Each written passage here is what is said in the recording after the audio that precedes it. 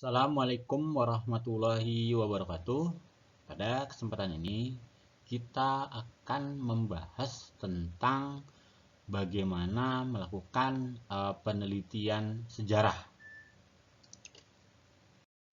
Kajian ilmu sejarah itu bukanlah mitos, melainkan peristiwa nyata yang memang benar-benar terjadi pada masa lampau. Sebagai ilmu, sejarah menggunakan penelitian ilmiah. Apa sih penelitian ilmiah? Penelitian adalah usaha untuk menemukan, mengungkap, menginvestigasi, dan menganalisis suatu fenomena atau kejadian dengan prosedur-prosedur ilmiah. Jadi, ketika kalian melakukan penelitian sejarah, kalian itu ibaratnya menjadi seorang detektif yang berusaha mengumpulkan informasi sebanyak mungkin dengan menggunakan berbagai macam sumber-sumber untuk bisa memperoleh data dan kemudian diolah dan dianalisis hingga akhirnya menjadi sebuah laporan penelitian.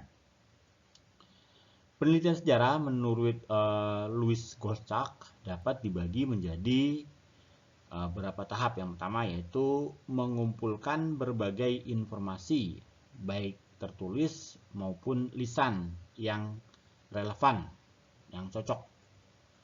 Kemudian tahap kedua adalah membuang informasi yang tidak jelas dan informasi yang keasliannya masih diragukan. Berikutnya adalah mengambil kesimpulan dari bukti dan sumber sejarah yang terpercaya dan kemudian merangkai semua bukti dan sumber menjadi sebuah laporan. Nah, kalau kalian lihat tahapan-tahapannya itu mirip sekali kan dengan menjadi seorang detektif. Adapun metode yang digunakan dalam penelitian sejarah adalah yang pertama adalah heuristik, yaitu mengumpulkan berbagai data dari berbagai sumber-sumber sejarah. Nanti kita akan bahas sumber sejarah itu ada apa saja sih setelah ini. Kemudian yang kedua adalah melakukan kritik dan verifikasi, yaitu melakukan pemeriksaan keaslian sumber sejarah. Nah, ibaratnya seorang detektif, ini sumber ini bener nggak nih, asli nggak nih? Jangan-jangan ada kebohongan-kebohongannya atau mungkin bisa jadi sumbernya palsu. Kemudian yang ketiga adalah melakukan interpretasi atau menafsirkan dan memahami. Kemudian mencoba memaknai keterkaitan antara sumber satu dengan sumber-sumber sejarah yang lain yang khususnya sudah terverifikasi. Dan terakhir adalah historiografi atau membuat laporan hasil penelitian sejarah. Nah, ini secara visualnya bisa digambarkan seperti ini langkahnya, jadi heuristik, kritik, interpretasi, dan historiografi. Ketika kalian melakukan penelitian sejarah kan tadi ada tahap namanya tahap heuristik dan tahap verifikasi data. Nah, di tahapan tersebut kita bersinggungan langsung dengan sumber-sumber sejarah. Nah, ada dua macam sumber sejarah. Yang pertama adalah sumber sejarah primer, yang kedua adalah sumber sejarah sekunder. Sumber sejarah primer adalah data utama yang diperoleh langsung dari subjek dan objek penelitian. Nah, ini contohnya adalah ada arsip. Nah, dalam penelitian sejarah, sumber arsip itu merupakan sumber utama karena keberadaan arsip itu kan tercipta bersamaan dengan suatu peristiwa itu terjadi. Nah, arsip ini bisa menjadi bukti suatu peristiwa. Nah, untuk bisa mendapatkan arsip-arsip ini contohnya tuh saya kasih di sini ada gambar foto ketika proses belajar mengajar di Stovia. Nah, gambar-gambar ini itu bisa kalian dapat di arsip nasional. Nah, di situ ada macam-macam bentuknya, ada bentuknya foto, video, kemudian di Arsip nasional juga ada catatan dinas, surat menyurat, dan lain sebagainya yang sejaman dengan peristiwa itu. Nah, selain arsip, sumber sejarah primer bisa berbentuk fosil, sisa-sisa dari makhluk hidup. Kemudian bisa berupa artefak, atau kalau di sini saya gambarkan di sini adalah bentuknya prasasti ya. Ini prasasti. Kemudian yang terakhir adalah wawancara dengan sumber sejarah, pelaku sejarah. Kira-kira seperti itu. Nah, berikutnya adalah sumber sejarah sekunder. Sumber sejarah sekunder adalah data pendukung yang ditulis atau dibuat setelah kejadian selesai. Nah, bentuknya adalah biasanya hasil penelitian sejarawan, laporan penelitian yang relevan, biografi, surat menyurat, dan surat kabar yang memang tidak sejaman dengan peristiwa itu. Kemudian, sumber sejarah berdasarkan bentuknya dapat dibagi menjadi sumber tertulis seperti prasasti, kronik atau catatan perjalanan, kemudian ada babat, kayat, dan lain sebagainya. Kemudian ada sumber lisan, seperti cerita-cerita lisan, cerita rakyat, kemudian juga tadi wawancara dengan pelaku sejarah itu termasuk ke dalam sumber lisan. Kemudian sumber benda seperti foto, video, kemudian bangunan. Nah, bangunan itu bentuknya bisa seperti rumah, candi, dan lain sebagainya. Dan bisa juga bentuknya seperti peralatan hidup, seperti tembikar, guci, meja, kursi, dan lain sebagainya. Itu adalah sumber-sumber benda. Tahapan selanjutnya setelah penelitian sejarah kan adalah melakukan penulisan atau yang dikenal dengan historiografi. Nah, pada tahap ini sejarawan menyusun hasil interpretasi dari berbagai fakta-fakta sejarah. Nah, kemudian dari situ disatukan, kemudian akhirnya dipublikasikan. Nah, untuk historiografi sejarah Indonesia itu dapat dikelompokkan menjadi 3. Yang pertama adalah historiografi tradisional, yang kedua historiografi kolonial, dan yang ketiga adalah historiografi modern. Historiografi tradisional adalah tulisan sejarah dari masa kerajaan Hindu, Buddha, dan Islam. Kemudian historiografi kolonial adalah tulisan sejarah dari masa kolonial.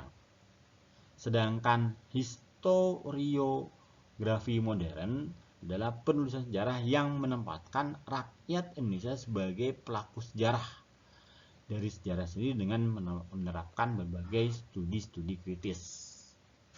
Kita akan bahas mulai dari historiografi tradisional. Apa saja ciri-ciri dari historiografi tradisional? Yang pertama adalah berpusat pada istana, raja, dan bangsawan. Karena biasanya di historiografi tradisional ini banyak menuliskan tokoh-tokoh tersebut yang berkaitan dengan kekuasaan dan penguasa. Kemudian ciri yang kedua adalah berpusat pada kedaerahan karena banyak menuliskan sejarah suatu daerah tertentu. Dan yang ketiga cirinya adalah religiosentris atau berpusat pada hal-hal yang berkaitan dengan agama, kepercayaan, dan hal-hal yang dianggap sakral. Adapun contoh dari karya historiografi tradisional itu adalah kitab Negara Kertagama, kemudian ada kitab Pararaton, dan Babad Tanah Jawi. Nah, itu kan menceritakan bagaimana kehidupan sejarah. Kalau Negara Kertagama kan sejarah di masa kerajaan Majapahit. Kalau Pararaton itu silsilah raja-raja Jawa pada masa Hindu-Buddha. Sedangkan Babad Tanah Jawi itu silsilah raja-raja Mataram. Berikutnya kita akan membahas tentang ciri khas dari historiografi kolonial. Nah, cirinya adalah Eropa sentris. Nah, Kenapa kok Eropa-sentris? Karena waktu itu tulisan sejarahnya bercerita tentang bagaimana bangsa Eropa yang singgah dan bahkan pernah berkuasa di Nusantara. Hal ini menjadi wajar karena memang penulisnya adalah memang orang-orang Eropa, orang-orang Belanda. Nah, adapun contoh karyanya adalah Thomas Stamford Raffles ketika pernah berkuasa di Indonesia. Dia pernah menulis buku yang berjudul History of Java. Kemudian Snoek Hurgronje ketika dia membantu pemerintah kolonial Belanda dalam menghadapi perlawanan masyarakat Aceh, Snoek Hurgronje menulis buku tentang masyarakat Aceh yang dikasih judul The Aceh. Kemudian ada juga F.W. Staple yang menjelaskan bagaimana kehidupan Belanda, Hindia Belanda pada masa Hindia Belanda. Berikutnya adalah ciri khas dari historiografi modern. Yang pertama adalah Indonesia sentris. Kemudian yang kedua adalah membangun nasionalisme. Nah, Muhammad Yamin pernah mengemukakan bahwa penulisan sejarah itu bertujuan untuk membangun rasa bangga, rasa cinta, dan membangun identitas suatu bangsa. Nah, Bung Karno pernah menyatakan slogan yang berjudul Jas Merah, jangan sekali-kali meninggalkan sejarah. Nah, semboyan ini bertujuan untuk membangun nasionalisme agar kita selalu belajar sejarah sehingga kita bisa memahami berbagai keadaan dan bisa bertindak. Nah, kemudian ciri lain dari historiografi modern adalah tidak hanya berpusat pada tokoh-tokoh besar, tetapi juga menampilkan peran rakyat. Nah, contoh ini dapat kalian temukan dari banyak historiografi sejarah Indonesia, misalnya tentang peran perempuan dalam sejarah pergerakan nasional, peran petani, buruh, dan masih banyak lagi. Nah, kemudian yang berikutnya adalah dalam historiografi modern itu menerapkan studi kritis, yaitu menggunakan berbagai teori sosial dalam penulisan sejarah. Adapun contoh karya historiografi modern adalah Sartono Kartudiljo pernah menulis tentang pemberontakan petani di Banten tahun 1888. Oke, setelah kita membahas tentang perbedaan dari masing-masing historiografi, sudah tentu ada juga persamaannya. Apa sih persamaannya? Yang pertama, sama-sama menunjukkan unsur kejayaan dan kebesaran. Kalau historiografi tradisional kan kebesaran dari raja-raja. Kemudian kalau historiografi kolonial kan bagaimana kebesaran dari bangsa Eropa ketika berada di Nusantara. Dan ya kalau historiografi modern ya lebih ke Indonesianya, bagaimana peran bangsa Indonesia, kebesaran perannya, seperti bagaimana nih petani Banten itu ternyata punya peran dalam sebuah pemberontakan. Kemudian kesamaan yang kedua adalah sama-sama memiliki fakta dan bukti sesuai dengan zamannya. Jadi masing-masing didukung dengan bukti-bukti yang nyata. Jadi bukan fiktif sifatnya. Nah, setelah kalian mendengarkan penjelasan saya, ada aktivitas yang harus kalian lakukan. Ini tugasnya yang kalian lakukan adalah membuat perbedaan dan persamaan dari ketiga historiografi ini. Nah, kemudian setelah itu kalian tulis mana yang paling baik dari ketiganya. Nah, kemudian kita lanjut materinya, yaitu bagaimana sih menghindari bias sejarah. Bias sejarah adalah kecenderungan unsur subjektivitas, baik dari individu maupun kelompok, dan unsur-unsur keberpihakan dalam historiografi sejarah. Nah, bias sejarah itu sering kali terjadi pada historiografi yang sifatnya kontroversial. Nah, untuk menghindari bias sejarah, kita harus menggunakan berbagai macam sumber sebagai pembanding, sehingga akibatnya bisa menimbulkan memperluas bagaimana perspektif kita. Nah, ini contoh historiografi yang kontroversial itu adalah tentang peristiwa G30 SPKI. Itu kan termasuk historiografi yang kontroversial. Nah, ini ada buku putihnya, wah ini pelakunya PKI. Nah, kemudian dari yang lainnya, wah ini pelakunya bukan PKI. Nah, itu untuk bisa menghindari bias sejarah ya harus dibaca banyak sumber. Terus kemudian kalian bisa menentukan, oh seperti ini. Jadi nggak cuma hanya dari satu saja. Oke, selanjutnya terakhir adalah setelah kita mempelajari tentang bagaimana tahapan-tahapan penelitian sejarah, nah kita akan bahas secara lebih detail bagaimana sih caranya melakukan penelitian dan penulisan sejarah. Yang pertama adalah tentukan minat dan ketertarikan serta topik sejarah apa yang hendak kalian teliti. Nah, usahakan topik itu ada di sekitar kalian. Misalnya bagaimana sih sejarah Jakarta. Nah, itu contohnya karena kita ada kalau yang ada di Jakarta. Kemudian yang kedua, membuat rumusan masalah dalam bentuk pertanyaan penelitian yang apa yang hendak kalian teliti. Nah, rumusan penelitian itu bisa dalam bentuk 5W plus 1H.